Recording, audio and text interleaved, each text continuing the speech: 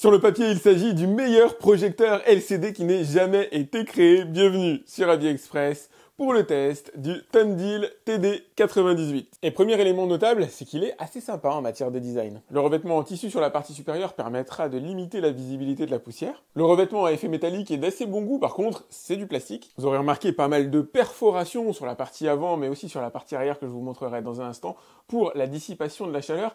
On est quand même sur un sacré beau bébé de 4 kg. Et une longueur de 30 cm pour une profondeur de 25 cm et une hauteur de un peu plus de 13 cm. La connectique située en position arrière est tout à fait correcte. Vous avez bien sûr une sortie casque, une prise audio-vidéo, deux USB, alors on est sur de l'USB 2, j'aurais préféré avoir au moins un USB 3, deux HDMI 60 Hz, ça c'est pas si fréquent et encore moins fréquent du RJ45. Dans un monde parfait, j'aurais aimé une sortie entrée HDMI ARC, j'aurais aimé aussi de l'optique, mais ça n'existe pas dans l'univers des projecteurs LCD, en tout cas pas à l'heure actuelle. On a par contre, a priori, le Bluetooth à l'intérieur. Sur la fiche produit, il est écrit Bluetooth compatible, je verrai si ça fonctionne. On fera un point aussi sur le silence du projecteur, on a une énorme pale de dissipation thermique à ce niveau-là. Et du coq à l'âne, mais toujours sur les côtés du projecteur, vous avez deux haut-parleurs, on a de la stéréo avec 15 watts, qui est la puissance la plus élevée que j'ai jamais vue à l'intérieur d'un projecteur LCD. Je suis d'accord, 15 watts, c'est pas de nature à impressionner les mélomanes et cinéphiles, mais dans ce genre de projecteur, c'est quand même assez rare, ça devrait commencer à chanter un petit peu. Le vrai intérêt de ce projecteur va se trouver au niveau de l'optique. Alors c'est du Full HD évidemment, étant donné son prix, du vrai Full HD. Il existe du faux, en tout cas par extrapolation, par traitement. Ça existe dans l'univers des projecteurs LCD. On a la correction trapézoïdale totalement automatique sur des angles de 70 degrés. Un contraste à 20 000 pour 1 et surtout une puissance lumineuse à 12 000 lumens, 2500 ANSI. Il dispose de l'autofocus, d'Android 9 intégré avec 1 Go de RAM, un vrai processeur et notamment un processeur graphique pour décoder des flux vidéo allant jusqu'à la 4K. Il y a beaucoup de choses à étudier à l'intérieur de ce projecteur. C'est parti pour le test. Allez, c'est vraiment le premier allumage, j'ai effectué aucun réglage. Là, je vais appairer la télécommande directement avec le projecteur, donc il faut appuyer sur deux boutons en même temps. Donc normalement, c'est une télécommande qui fonctionne en Bluetooth, preuve qu'on a bien le Bluetooth à l'intérieur du projecteur.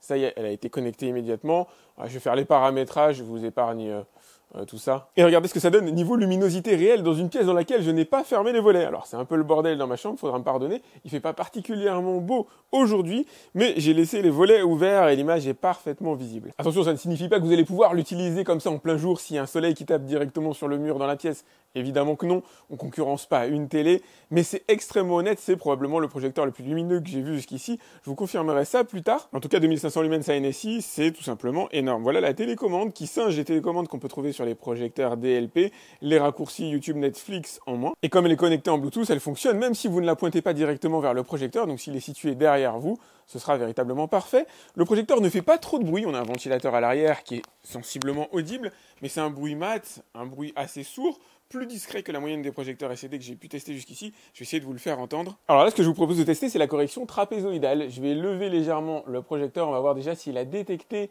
que j'ai changé l'angle de projection, ça va être assez intéressant. Pour l'instant, il n'a rien détecté. Je vais le lever un peu plus. Non, toujours pas. Je vais aller sur un côté. Ça y est, il a détecté. Alors visiblement, il est un peu plus réactif lorsque on le bouge de droite à gauche. Ok. Il ne m'a pas véritablement corrigé. Alors là, ce qu'on va faire, c'est tester la correction trapézoïdale. Je vais le monter sensiblement. Voilà, il a détecté immédiatement que j'avais monté l'écran, en tout cas j'avais changé l'angle de projection. Donc il m'a réglé le focus, mais il m'a pas corrigé le trapèze. Et c'est la même chose lorsque je le mets comme ça sur le côté. Il va me régler le focus, mais il ne va pas me régler le trapèze directement. Donc on va aller dans les menus pour ça. Et voilà, c'est normal, c'était désactivé. Donc la correction trapézoïdale automatique était désactivée. Si maintenant je la remets,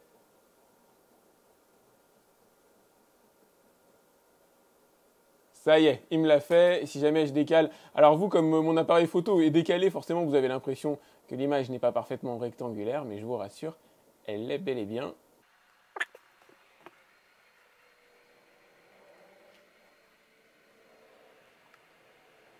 C'est normal que ça ne fonctionnait pas, le paramètre était désactivé. Là, ça y est, je l'ai activé et on va voir si ça fonctionne bien. Ok, nickel, il m'a fait un rectangle, alors qui n'est pas totalement parfait, mais qui est plutôt correct. Je vais le décaler sur le mur là-bas à gauche.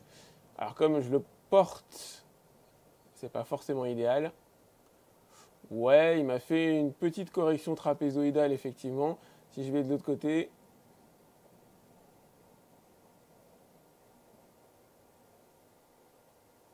Ouais, nickel. Parmi tous les paramètres demandés sur un projecteur, il y en a un dont vous me parlez souvent, c'est la possibilité de réduire ou d'accroître la taille de l'image en fonction de votre mur. Si vous avez un mur relativement petit, c'est une fonctionnalité qui peut être plutôt cool. Vous pouvez aller jusqu'à 100%, vous ne pouvez pas dilater l'image, vous pouvez juste la réduire. Paramètre important à prendre en considération en fonction de votre future installation, je vous laisserai faire le produit en croix. Pour obtenir une diagonale d'1,20 m, comme je l'ai ici directement sur mon mur, il m'a fallu un recul d'1,70 m jusqu'à la lentille, auquel il faut intégrer la profondeur du projecteur lui-même. Bon, les trêves de présentation, j'ai fait, alors le noir, pas quasi complet à l'intérieur de la pièce, il y a quand même encore une ou deux entrées lumineuses. Là, je suis parti sur YouTube, je vous montre rapidement l'interface de saisie que j'utilise pour aller tester la qualité de l'image. On va mettre une vidéo signée Sony. Alors, il s'agit d'une vidéo tournée en 4K. L'objectif, c'est véritablement d'exploiter au mieux la lentille, d'exploiter au mieux les capacités du projecteur, notamment en matière de couleur et de luminosité. Et c'est largement le meilleur projecteur LCD que j'ai pu avoir jusqu'ici. Que ce soit en matière de netteté de l'image, c'est incomparable quasiment à tout ce que j'ai pu tester.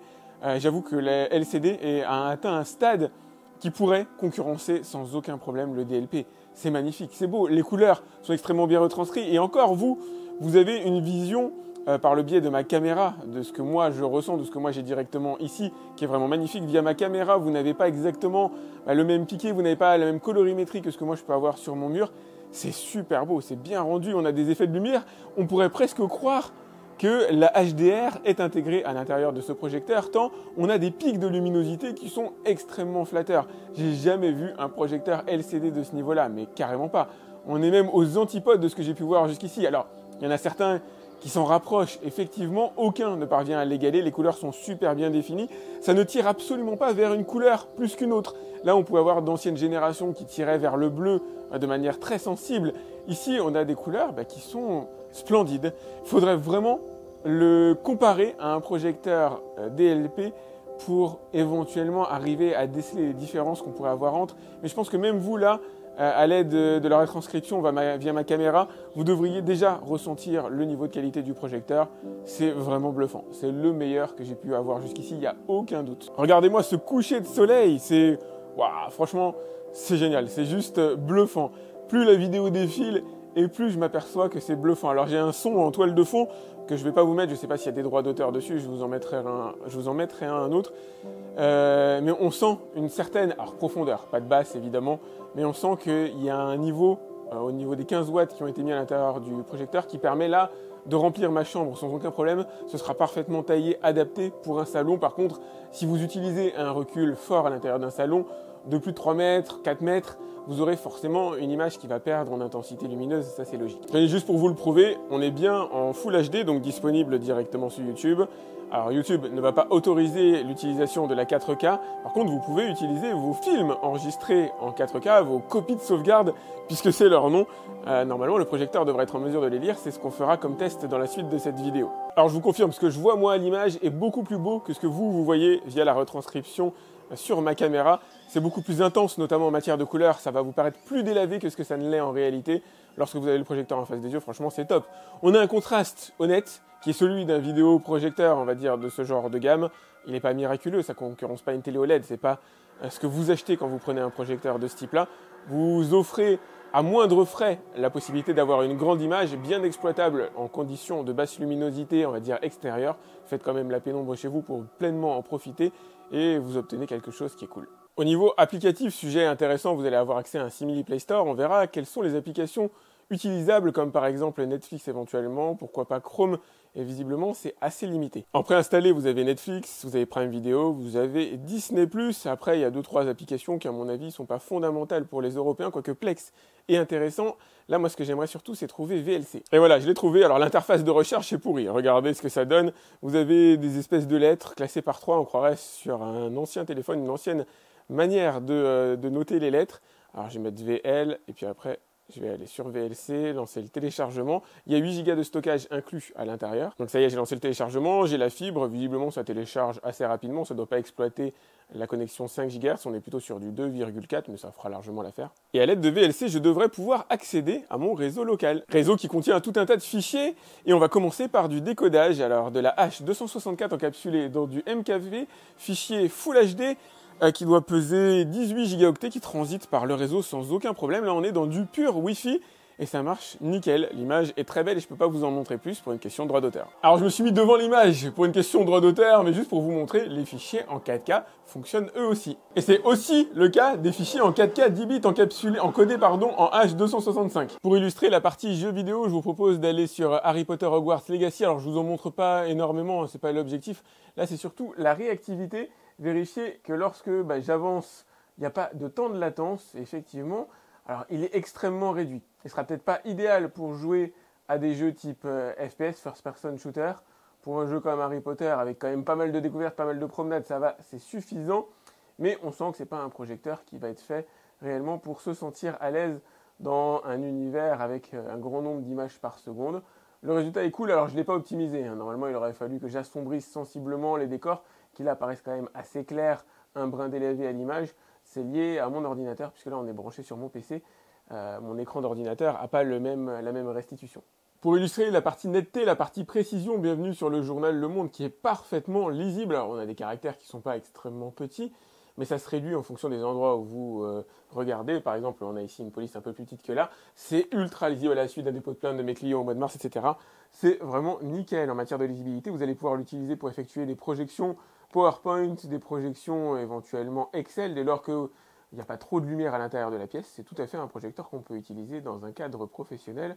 Il est on ne peut plus convaincant. Très caractéristique des projecteurs de moindre gamme, on a une netteté qui varie en fonction des angles sur lesquels on regarde le projecteur, en fonction aussi de l'orientation. Ici, ça a été globalement bien géré, à peine s'il est possible de distinguer que dans les angles, vraiment extrémité des angles, on a un tout petit peu moins de netteté que ce qu'on aurait ici en centre de page. Par rapport à mon petit Harry Potter de tout à l'heure, vous avez la possibilité d'accéder en mode rapide à différents réglages, comme par exemple du pré-réglé directement sur le projecteur, le mode PC qui aurait été salutaire à mon avis d'activer, les réglages utilisateurs avec la possibilité d'accroître ou faire décroître la luminosité.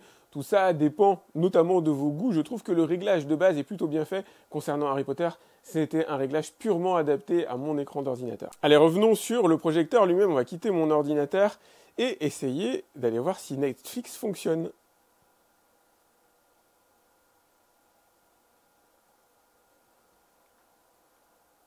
Eh ben oui, visiblement ça fonctionne. Alors je ne sais pas si on est en Full HD réel ou pas, mais j'ai pu me connecter. Alors à la deuxième tentative, la première tentative s'est soldée par un échec. Je vais quand même lancer le film comme ça, histoire de bien vérifier que ça marche. Je ne peux pas vous en montrer énormément malheureusement. Toujours ma fameuse question de droit d'auteur. Ouais, nickel, là on est en basse définition.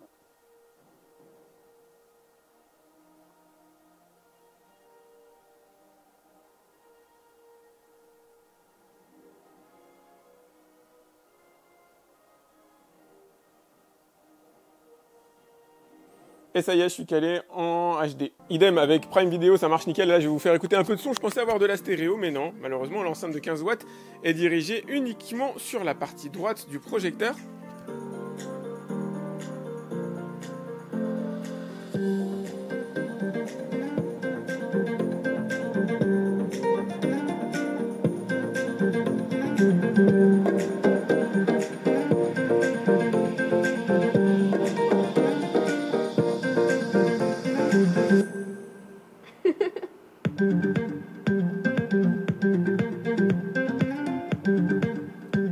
Elle est pas mal, hein. Je vais pas dire qu'elle a une grosse patate, elle est pas monstrueuse non plus, mais elle peut dans une chambre vous éviter d'avoir recours à un kit externe qui sera salutaire si jamais vous aimez un peu le cinéma. J'avoue que je suis un peu déçu quand même pour la partie stéréo.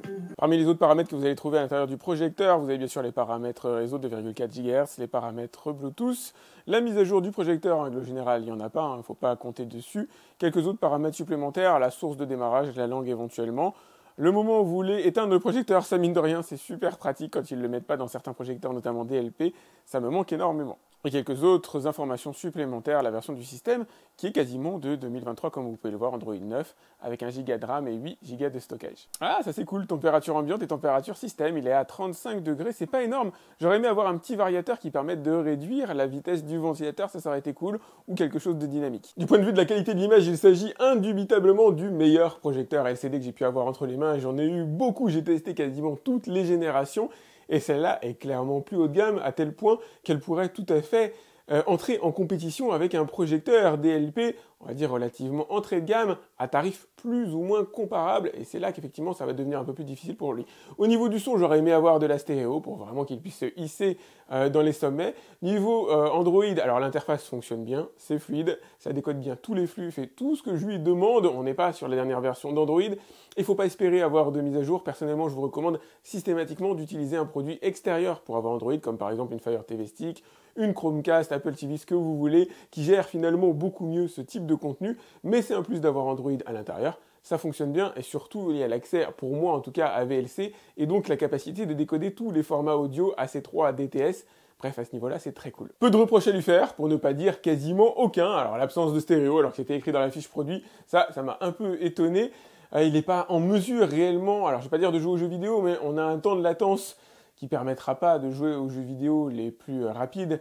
Ce qui est le cas souvent sur ce genre de projecteur, peu importe d'ailleurs qu'il soit LCD ou DLP, faut pas s'attendre à de véritables miracles, et on est plutôt sur des projecteurs typés pour le streaming. Toujours présence d'un ventilateur à l'arrière, qui n'est pas dramatique, évidemment, on l'entend, il est audible moins que sur la concurrence projecteur LCD, mais j'aurais aimé avoir un petit système de variateur, que ce soit en numérique, placé à l'intérieur du système d'exploitation, ou pourquoi pas en extérieur, pour pouvoir la faire varier sensiblement, ça aurait été cool. La télécommande marche nickel, il est bien, il est très bien, c'est le meilleur et ça se paye.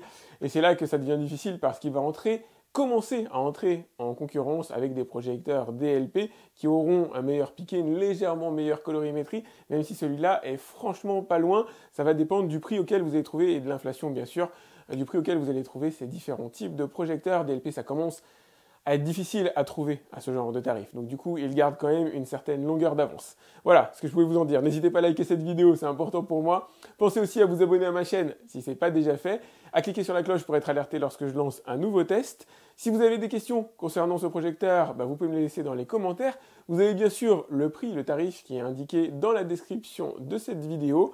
Moi, je vous dis à très vite pour un autre test. Alors, de plein de produits différents. Si vous êtes déjà abonné à AliExpress, vous me connaissez. Mais si ce n'est pas le cas, je vous invite à aller découvrir ma chaîne. Je teste beaucoup de choses. Et je vous dis à très vite donc pour un autre test sur AliExpress. Salut!